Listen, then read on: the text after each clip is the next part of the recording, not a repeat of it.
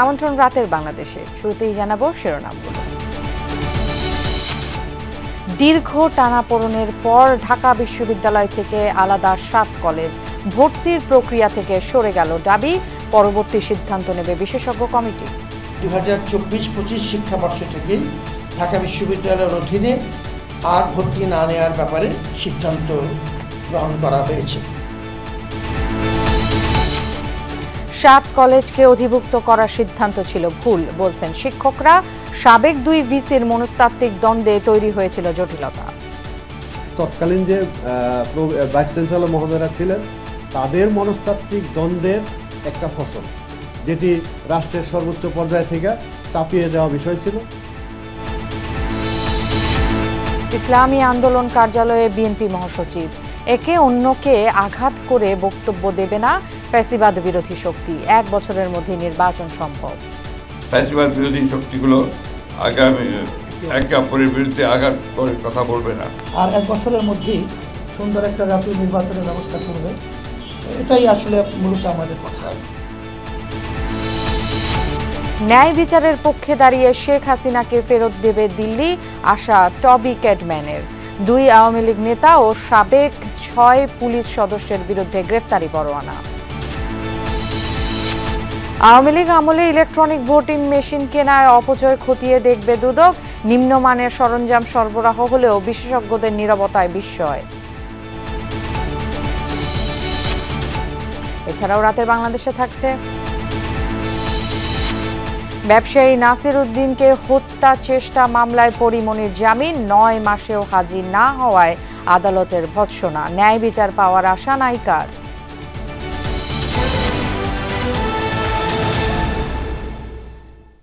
এতক্ষণ শিরোনামগুলো দেখে নিচ্ছিলেন, আপনাদের সাথে পুরো সংবাদ জুড়ে থাকছি আমি ফারহানা ন্যান্সি। ঢাকার 7টি কলেজ আর ঢাকা বিশ্ববিদ্যালয়ের অধীনে থাকছে না। কলেজগুলোর অধ্যক্ষের সাথে বৈঠক শেষে এই সিদ্ধান্ত জানিয়েছেন ঢাকা বিশ্ববিদ্যালয়ের উপাচার্য। বলেছেন 2024-25 সেশন থেকে শিক্ষার্থীদের আর ঢাকা বিশ্ববিদ্যালয়ের অধীনে ভর্তি করা হবে না, তবে চলমান শিক্ষাবর্ষগুলোর কার্যক্রম অব্যাহত থাকবে। পৃথকীকরণ সহ কলেজগুলোর পরবর্তী কার্যক্রম মন্ত্রণালয় গঠিত বিশেষজ্ঞ কমিটির মাধ্যমে নেয়ার সুপারিশও করা হয়েছে। রাজধানীর 7টি বড় কলেজকে জাতীয় বিশ্ববিদ্যালয় থেকে বের করে এনে ঢাকা বিশ্ববিদ্যালয়ের অধিভুক্ত করা হয় 2017 সালের 16 ফেব্রুয়ারি। তখন থেকে কলেজগুলোর শিক্ষার্থী ভর্তি, পরীক্ষা, মূল্যায়ন, ফলাফল প্রকাশ পরিচালিত হতো ঢাকা বিশ্ববিদ্যালয় থেকে। কিন্তু এর যথেষ্ট সুবিধা পায়নি শিক্ষার্থীরা। উল্টো নানা ভোগান্তির অভিযোগে অধিভুক্তি থেকে বেরিয়ে যাওয়ার দাবি তোলা হচ্ছিল বেশ কয়েক বছর ধরেই। রোববার রাতের সংঘর্ষের পর সোমবার দুপুর 12টায় জরুরি বৈঠক ডাকেন উপাচার্য। যথাসময়ে সেই বৈঠকে যোগ দেন সরকারি 7 কলেজের অধ্যক্ষরা। প্রায় 2.5 ঘন্টা ব্যাপী চলা বৈঠকে যৌক্তিক বিচ্ছেদের পাশাপাশি রোববার রাত জুড়ে চলা শিক্ষার্থীদের সংঘর্ষের বিষয়টি নিয়ে আলোচনা হয়। 3টার দিকে বৈঠকে নেওয়া 5টি সিদ্ধান্ত জানাতে সাংবাদিকদের সামনে হাজির হন ঢাকা বিশ্ববিদ্যালয়ের উপাচার্য এবং অন্যান্যরা। জানান 7 কলেজ আর ঢাকা বিশ্ববিদ্যালয়ের অধিভুক্ত থাকছে না। 2024-25 শিক্ষাবর্ষ থেকেই ঢাকা বিশ্ববিদ্যালয়ের অধীনে আর ভর্তি না নেওয়ার ব্যাপারে সিদ্ধান্ত গ্রহণ করা হয়েছে। এর আগে আমরা 2025-26-এর ভর্তি হবে না মর্মে আমরা লিখিতভাবে মন্ত্রণালয়কে জানিয়েছিলাম। ঢাকা বিশ্ববিদ্যালয়ের সঙ্গে 7 কলেজের এই বিচ্ছেদের প্রক্রিয়াটি কি হবে সেটি বড় প্রশ্ন। তবে আপাতত সিদ্ধান্ত এসেছে 7 কলেজের শিক্ষা কার্যক্রম আপাতত দেখভাল করবে 29 ডিসেম্বর 2024 তারিখে শিক্ষা মন্ত্রণালয় কর্তৃক গঠিত বিশেষজ্ঞ কমিটির মাধ্যমে। আসন সংখ্যা এবং ভর্তি ফি তারাই নির্ধারণ করবে। শিক্ষা মন্ত্রণালয় কর্তৃক গঠিত যে উচ্চ পর্যায়ের বিশেষজ্ঞ কমিটি 2024-25 শিক্ষাবর্ষ থেকে পরবর্তী শিক্ষাবর্ষের কার্যক্রম পরিচালনার জন্য সভায় জোর সুপারিশ করা হয়। এই কমিটিকে আমরা অনুরোধ করছি আমাদের পরবর্তী কার্যক্রম, শিক্ষা কার্যক্রম তাদের মাধ্যমে পরিচালনা করবার জন্য তারা যেভাবে সিদ্ধান্ত নেবেন, এবং এই ক্ষেত্রে ঢাকা বিশ্ববিদ্যালয় প্রশাসন পূর্ণ সহযোগিতা করবে কমিটিকে। রোববার রাতের ঘটনায় ঢাকা বিশ্ববিদ্যালয় এবং 7 কলেজের শিক্ষার্থীদের মধ্যে সম্প্রীতির আহ্বান জানিয়েছেন ঢাবি উপাচার্য ও কলেজের অধ্যক্ষরা। উপাচার্যের পদত্যাগের যে দাবি শিক্ষার্থীরা করেছে সে বিষয়ে প্রশ্ন করা হলে উত্তর দেননি উপাচার্য। শাকিল হাসান, যমুনা নিউজ, ঢাকা। এর আগে রোববার রাতভর সংঘর্ষের পর সোমবার দিনভরই উত্তেজনা বিরাজ করেছে 7 কলেজে।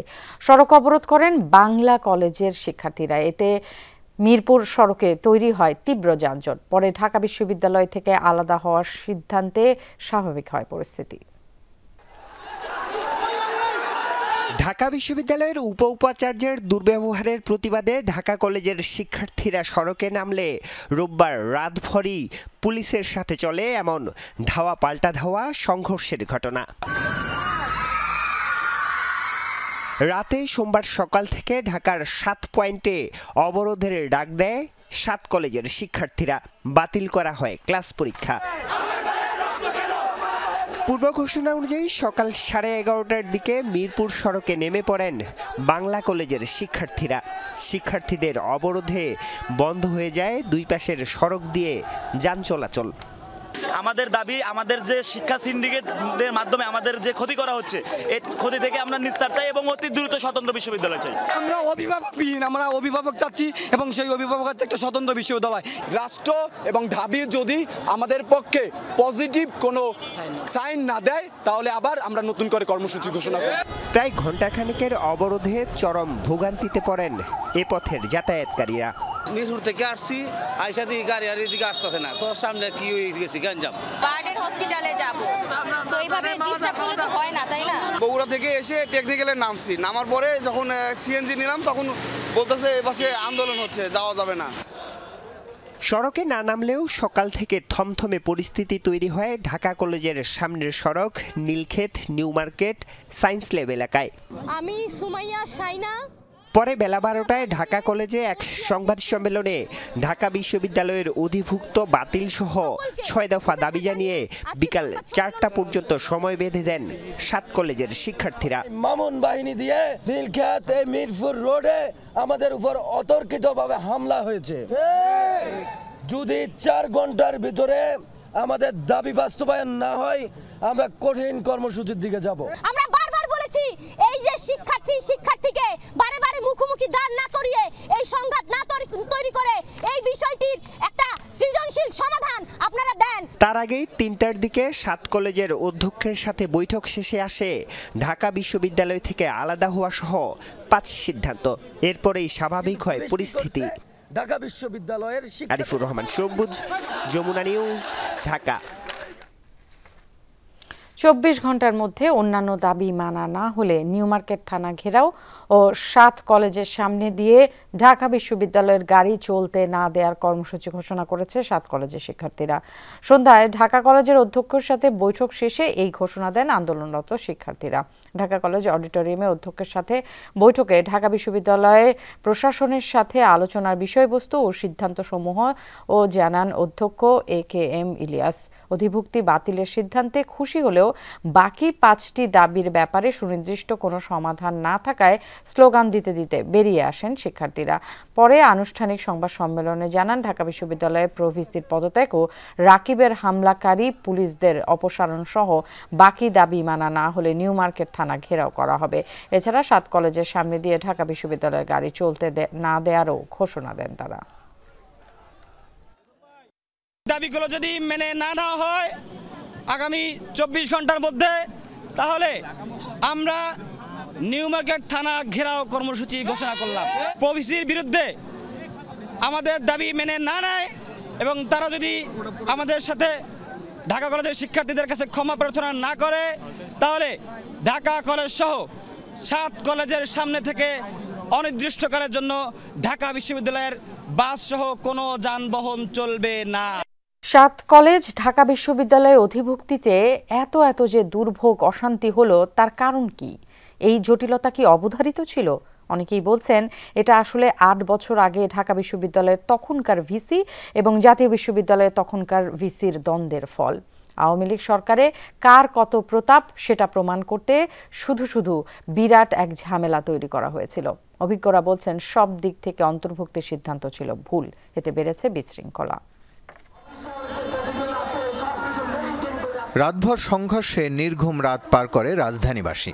ধাওয়া পাল্টা ধাওয়া আর টিয়ারশেলে আহত অনেক শিক্ষার্থী। ঢাকা বিশ্ববিদ্যালয় ও 7 কলেজের শিক্ষার্থীদের এই সংঘর্ষের রেশ ছিল দিনেও। এর আগেও বহুবার সড়ক অবরোধ মিছিল জমায়েত করেছেন 7 কলেজের শিক্ষার্থীরা। অধিভুক্তির মাধ্যমে শিক্ষার মানোন্নয়নের যে কথা বলা হয়েছিল সেটিকে এখন অনেকেই মনে করছেন মূল্য ঝুলানো। উপকার কই, উপকার থেকে ক্ষতি বেশি হয়েছে আমরা 21-22 সেশনের স্টুডেন্ট, আমাদের এখনো সেকেন্ড ইয়ার ফাইনাল শেষ করতে পারেনি। লক্ষ্য করা গেছে যে আমাদের যে ক্রমান্বয়ে সেশন জট থেকে শুরু করে শিক্ষার যে মান এটা অবনতির দিকে যাচ্ছে। আমাদের ন্যায্য অধিকার কখনোই পায়নি, তারা আমাদের নিয়ে বলতে পারেন যে ব্যবসা করছে। আমাদের শিক্ষার মান কখনোই উন্নয়ন হয় নাই। 7 বছরের বেশি সময় পর আবারও আলাদা হচ্ছে কলেজগুলো। প্রশ্ন উঠছে, এত ঝামেলা বিশৃঙ্খলার মাধ্যমে লাভবান হলো কে? কাগজে কলমে সীমাবদ্ধ, ফিজিক্যালি ওনাদের কোনো টাচিংও নেই বা ওনারা কোনো ফিজিক্যালি আমাদেরকে মনিটরিংও করেন না। ওখানকার বিশ্ববিদ্যালয়ের টিচাররা এখানে ক্লাস নিতেন, যদি ওনারা আমাদের ছাত্রদের সাথে টাচে আসতেন, 7 কলেজের শিক্ষার্থীদের টাচে থাকতেন, তাদেরকে দেখতেন, একটা সুযোগ থাকতো উভয়ের মধ্যে একটা ভাবের আদান প্রদান। 2014 সালে কিছু কলেজকে জাতীয় বিশ্ববিদ্যালয় থেকে ফেরানোর পরামর্শ দেন তৎকালীন প্রধানমন্ত্রী শেখ হাসিনা। এতে ঢাবি উপাচার্য আরেফিন সিদ্দিকের আগ্রহ থাকলেও রাজি ছিলেন না জাতীয় বিশ্ববিদ্যালয়ের উপাচার্য হারুন আর রশিদ। বিচ্ছেদ ঠেকাতে জট কমানোর ক্র্যাশ প্রোগ্রামও চালু করেন তিনি, কিন্তু তাতেও সফল হননি। জাতীয় বিশ্ববিদ্যালয় ঢাকা বিশ্ববিদ্যালয় তৎকালীন যে ভাইস চ্যান্সেলর মহোদয়রা ছিলেন তাদের মনস্তাত্ত্বিক দ্বন্দ্বের একটা ফসল, যেটি রাষ্ট্রের সর্বোচ্চ পর্যায় থেকে চাপিয়ে দেওয়া বিষয় ছিল। তখন আমরা যেটা আশান্বিত ছিলাম, এটা যেভাবে ঘটে গেছে সেটা হলো কোনো রকম বিচার বিশ্লেষণ না করে। তো এইবারে একটা আশার জায়গা, সেটা হলো যে একটা অন্তত কমিটি হয়েছে উচ্চ ক্ষমতা সম্পন্ন, যারা এটা নিয়ে অন্তত চিন্তা করছেন। ঢাবি থেকে আলাদা হলেও জাতীয় বিশ্ববিদ্যালয়ে যেতে আগ্রহী নয় শিক্ষার্থীরা। অভিজ্ঞরা বলছেন সিদ্ধান্ত নিতে হবে উচ্চশিক্ষার মানোন্নয়নের স্বার্থে। রাসেল আহমেদ, যমুনা নিউজ, ঢাকা। স্বতন্ত্র ইবতেদায়ী মাদ্রাসা জাতীয়করণ ঘোষণা করতে আগামীকাল দুপুর 2টা পর্যন্ত সরকারকে আলটিমেটাম দিয়েছেন আন্দোলনরত শিক্ষকরা। একই সাথে রবিবার পুলিশি হামলার নিন্দা ও বিচার দাবি করেছেন তারা। অন্যথায় কঠিন কর্মসূচির হুঁশিয়ারি দিয়েছেন তারা। কখনো জাতীয় প্রেস ক্লাবের সামনে, কখনো শাহবাগে টানা 9 দিন অবস্থান কর্মসূচি চালিয়ে আসছেন স্বতন্ত্র ইবতেদায়ী মাদ্রাসা শিক্ষক ঐক্যজোট। 6 দফা দাবি এখন এক দফায়। প্রাথমিক বিদ্যালয়ের মতোই ইবতেদায়ী মাদ্রাসাকে জাতীয়করণ করতে হবে। জরিপ করা হয়েছে, তথ্য নেওয়া হয়েছে, গবেষণা করা হয়েছে, সেখানেও 1 নাম্বার সুপারিশ আসছে স্বতন্ত্র মাদ্রাসাকে প্রাথমিক বিদ্যালয়ের ন্যায় জাতীয়করণ দেওয়া হোক। যদি দিশা না দেয় পরবর্তীতে আমরা আমার অনশন সহ কঠোর কর্মসূচি বাধ্য থাকবো। 40 বছর ধরে এই বৈষম্য হচ্ছে জানিয়ে আন্দোলনরতরা বলেন, জুলাই আগস্ট অভ্যুত্থানের পর আর কোনো বৈষম্য মানা হবে না। শিক্ষকদের যৌক্তিক দাবিতে পুলিশি হামলার তীব্র নিন্দা জানিয়ে হামলাকারীদের শাস্তির দাবি জানান তারা।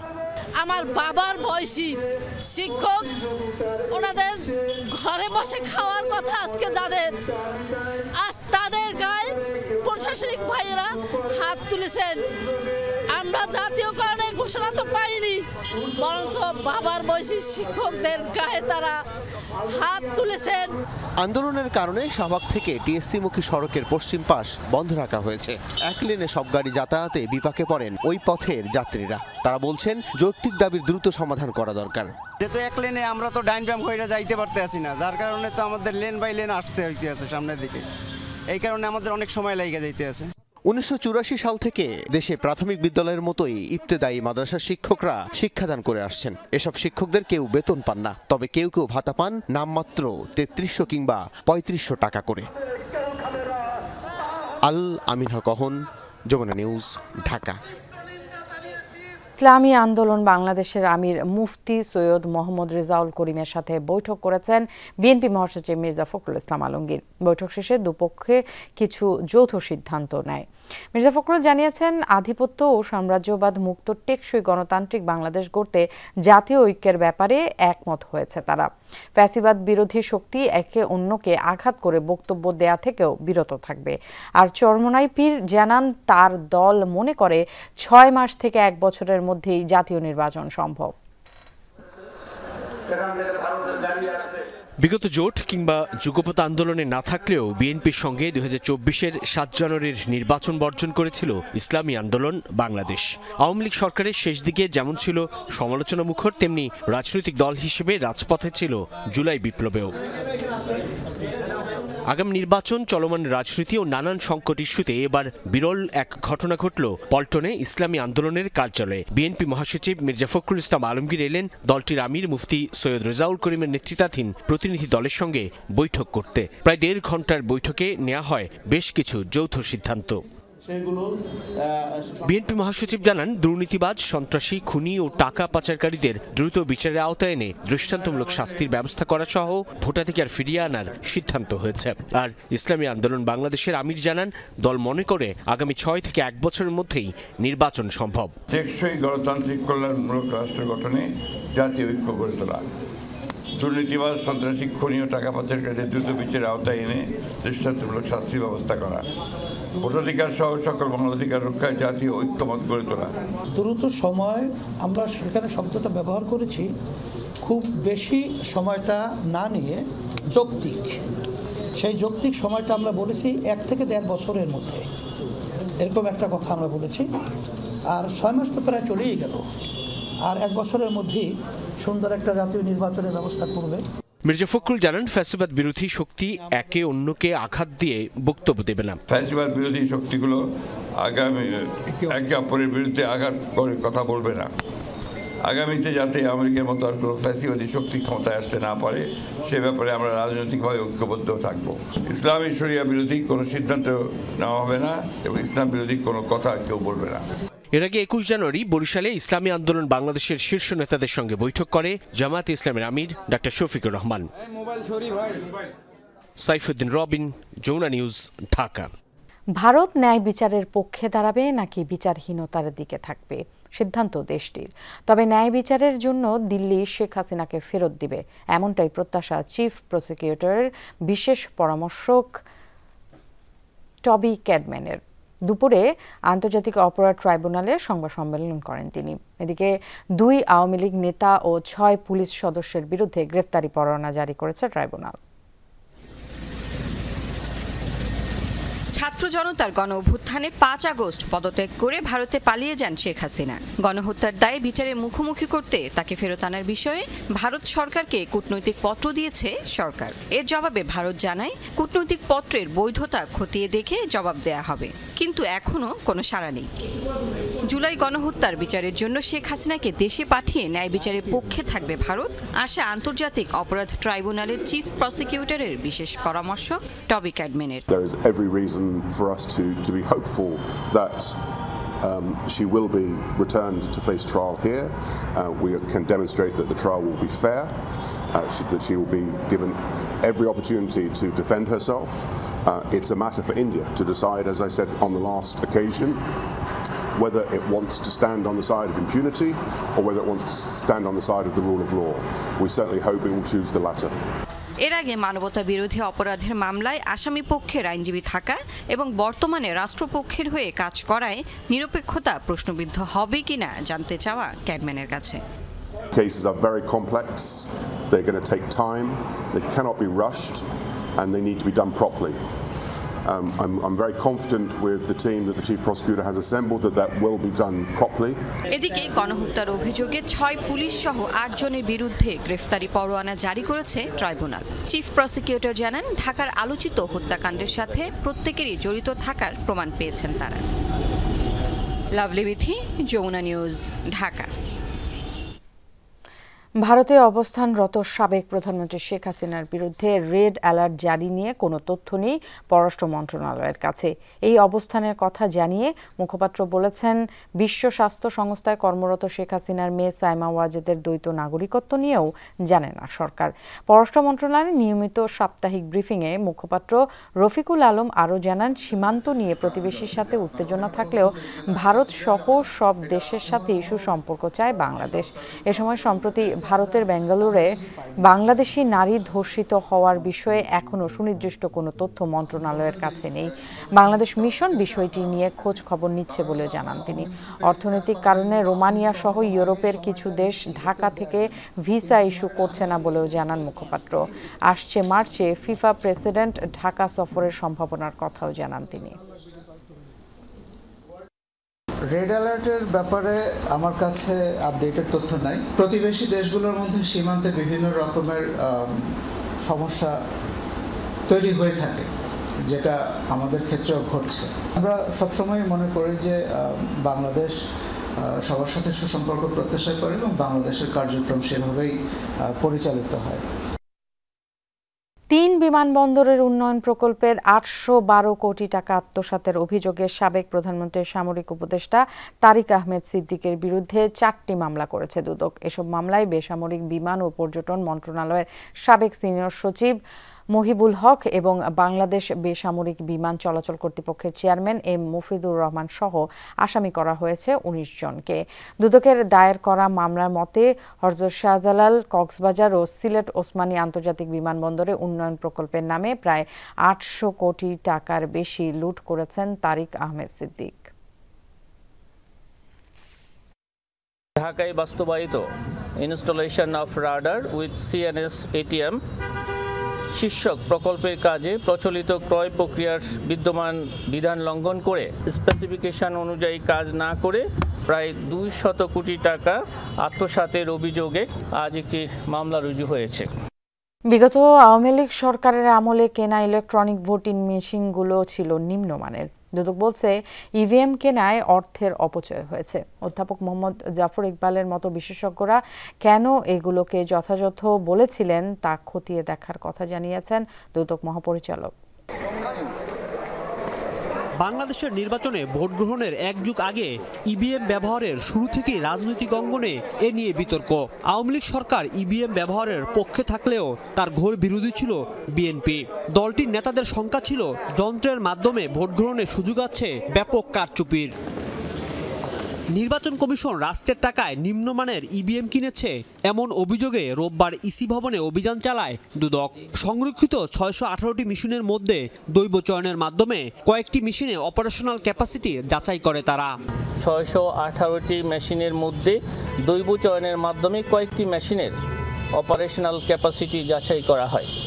যাচাইকালে মেশিনসমূহের যান্ত্রিক ত্রুটি পরিলক্ষিত হয় যা নিম্নমানের মেশিন ক্রয়ের ইঙ্গিত বহন করে। দুদক টিমের সাথে উপস্থিত বিশেষজ্ঞগণ ইভিএম মেশিনগুলো মানসম্মত নয় মর্মে মতামত জ্ঞাপন করেন। দুদক বলছে এর আগে অধ্যাপক মোহাম্মদ জাফর ইকবালের মতো ব্যক্তিরা কিসের ভিত্তিতে এই মেশিনগুলোকে যথাযথ বলেছিলেন তা কমিশনের দৃষ্টিগোচরে আনা দরকার। ডক্টর মোহাম্মদ জাফর ইকবালের মতো ব্যক্তিগণ কোন ভিত্তিতে মেশিনগুলোকে যথাযথ মনে করেছিলেন সেটিও কমিশনের দৃষ্টিগোচরে আনা আবশ্যক মর্মে প্রতিমান হয়েছে টিমের নিকট। 2018 সালে আওয়ামী লীগ সরকার 1.5 লাখ ইভিএম কিনলেও দুদকের অভিযানকালে নির্বাচন কমিশনের সংশ্লিষ্ট কর্মকর্তা 1599টি মেশিনের খোঁজই দিতে পারেননি। রাজীব আহমেদ, যমুনা নিউজ, ঢাকা। ভোটের সময় আইন শৃঙ্খলা রক্ষাকারী বাহিনী হিসেবে সশস্ত্র বাহিনীর সদস্যদেরও সংযুক্ত করা গেলে আস্থা বাড়বে, এমন মন্তব্য করেছেন নির্বাচন কমিশনার অবসরপ্রাপ্ত ব্রিগেডিয়ার জেনারেল আবুল ফজল মোহাম্মদ সানাউল্লাহ। সকালে নীলফামারীতে ভোটার তালিকা হালনাগাদ উপলক্ষে আয়োজিত মতবিনিময় সভায় তিনি বলেন, ভোটের নিরাপত্তায় বিএনসিসি সদস্যদেরকেও সংযুক্ত করতে নির্বাচন কমিশনের পক্ষ থেকে সুপারিশ করা হয়েছে। আগামী নির্বাচন কবে অনুষ্ঠিত হবে তা নির্বাচন কমিশনের হাতে নেই জানিয়ে তিনি বলেন, প্রধান উপদেষ্টার বক্তব্য অনুযায়ী স্বল্প সংস্কার শেষে 2025 সালের ডিসেম্বর থেকে 26 সালের জুনে নির্বাচন হওয়ার সম্ভাবনা রয়েছে। সেই হিসেবে প্রস্তুতি নিচ্ছে কমিশন। আইন শৃঙ্খলা রক্ষাকারী বাহিনীর সংজ্ঞার মধ্যে সশস্ত্র বাহিনীকেও সংযুক্ত করার আমরা অপেক্ষা করি, দেখি এটা সংযুক্ত হয় কিনা। হলে পারে একটা ভ্যালু অ্যাড হবে স্বল্প সংস্কারের মাধ্যমে ডিসেম্বর 2025-এ, অথবা যদি আরেকটু বেশি সংস্কার করার সুযোগ দেওয়া হয় তাহলে 2026-এর জুন নাগাদ ইলেকশন করা সম্ভব। ঝিনাইদহে এক যুবদল নেতার বিরুদ্ধে টাকা ছিনতাইয়ের অভিযোগ উঠেছে। এ ঘটনায় তাকে আটক করেছে পুলিশ। সোমবার দুপুরে শৈলকুপার চৌরাস্তা মোড়ের জনতা ব্যাংকের সামনে এই ঘটনা ঘটে। আটক হামিদুর রহমান ওমেদপুর ইউনিয়ন যুবদলের যুগ্ম আহ্বায়ক। প্রত্যক্ষদর্শীরা জানায়, জনতা ব্যাংক থেকে টাকা তুলে বের হচ্ছিলেন স্থানীয় এক ব্যবসায়ী। এ সময় অভিযুক্ত হামিদুর ব্যবসায়ীর হাতে থাকা টাকার ব্যাগটি ছিনিয়ে নেওয়ার চেষ্টা করে। পরে সেই ব্যবসায়ীর চিৎকারে স্থানীয়রা এগিয়ে গিয়ে হামিদুরকে আটকের পর পুলিশের হাতে সোপর্দ করে। ব্যবসায়ী নাসির উদ্দিন মাহমুদকে হত্যা চেষ্টা মামলায় বিচারিক আদালতে আত্মসমর্পণ করে জামিন পেলেন চিত্রনায়িকা পরিমণি। সকালে আদালতে উপস্থিত হয়ে জামিন আবেদন করেন তিনি। এর আগে গেল দিন তার বিরুদ্ধে অভিযোগ গঠন করে গ্রেফতারি পরোয়ানা জারি করেন আদালত। জামিন পেয়ে পরিমণি ন্যায় বিচার পাওয়ার আশার কথা জানান। ভালোবাসা সমর্থনের জন্য কৃতজ্ঞতা জানান ভক্তদের। 2021 সালে পরিমণি ও তার সহযোগীরা সাভারের বোট ক্লাবে ঢুকে ক্লাব ভাঙচুর ও ব্যবসায়ী নাসির উদ্দিন মাহমুদকে মারধর করেন বলে অভিযোগ পরিমণির বিরুদ্ধে। পিবিআইয়ের জমা দেয়া তদন্ত প্রতিবেদনে পরিমণির জড়িত থাকার প্রাথমিক প্রমাণের কথা বলা হয়। পরে গত বছরের 17 এপ্রিল পরিমণিকে আদালতে হাজির হতে সমনও জারি করা হয়। 9 মাস পেরিয়ে গেলেও অসুস্থতার কারণ দেখিয়ে আদালতে যাননি তিনি। রোববার নাসির উদ্দিনের মামলায় চার্জ গঠন করে গ্রেফতারি পরোয়ানা জারি করেন আদালত। আদেশ দেন বিচার শুরুর। সোমবার সকালে আদালতে আত্মসমর্পণ করে জামিন চান পরিমণি। সমন জারির 9 মাস ধরে হাজির না হওয়ায় ক্ষোভ প্রকাশ করেন আদালত। পরে 1000 টাকার বন্ডে মঞ্জুর হয় পরিমণির জামিন। জামিন পেয়ে পরিমণি বলেন, খালাস পাওয়ার মাধ্যমে চূড়ান্ত বিজয়ের আশা করছেন তিনি। জানান আদালতের প্রতি আস্থার কথা। যে আমি একটা মামলা করলাম, তার 2.5 বছর পরে, ঠিক 2.5 বছর পরেই একটা পাল্টা মামলা করা হলো, শুধু দমানোর জন্য, তার কিছু না। এবং এটা বিচারাধীন। আমার বিশ্বাস যে আমি সঠিক বিচার পাবো, আমি ন্যায় বিচার পাবো। আমার এই বিশ্বাসটা আমি আসলে একদম শেষ অবধি রাখতে চাই। আমি বিশ্বাস করি আমি আসলে ন্যায় বিচার পাবো, আর আপনারা আমার সাথে থাকবেন। এই ভালোবাসা নিয়েই আসলে আমি জিততে চাই। পরিমণির আইনজীবী বলেন, পরিমণির দায়ের করা মামলা চলার মধ্যেই ব্যবসায়ী নাসির উদ্দিন এই মামলাটি করেন। একই সাথে দুটি মামলা চলতে পারে না বলেও জানান তিনি। এই বিষয়ে আরেকটি মামলা চলমান থাকা সঠিক হয়নি বলে আমরা আইনজীবীরা মনে করেছি বলেই দরখাস্ত দিয়েছিলাম।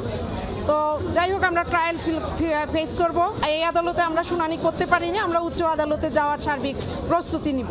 এদিকে 25 জানুয়ারি দেয়া ফেসবুক পোস্টের বিষয়ে কিছুই বলতে রাজি হননি পরিমণি। আমি যতটুকু দিয়েছি ততটুকুই আমার বক্তব্য, তারপর যদি ক্লিয়ার করতে হবে নিজে থেকে করব। Thank you. Rabbi Siddiqui, Jamuna news, Dhaka. ক্ষমতা এবং সংসদের আসনের লোভ দেখিয়ে তরুণ প্রজন্মকে কেনা সম্ভব না, এমনটা বলেছেন বৈষম্য বিরোধী ছাত্র আন্দোলনের আহ্বায়ক হাসনাত আব্দুল্লাহ। দুপুরে চুয়াডাঙ্গায় জাতীয় নাগরিক কমিটি ও বৈষম্য বিরোধী ছাত্র আন্দোলনের উদ্যোগে আয়োজিত এক মতবিনিময় সভায় অংশ নেন তিনি। এ সময় হাসনাত বলেন, আওয়ামী লীগ আগামীতে নির্বাচনে আসবে কিনা, রাজনীতি করবে কিনা, সেসব অনেক পরের আলোচনা। সবার আগে শেখ হাসিনা, ওবায়দুল কাদের ও আসাদুজ্জামান খান কামালের বিচার নিশ্চিত করতে হবে।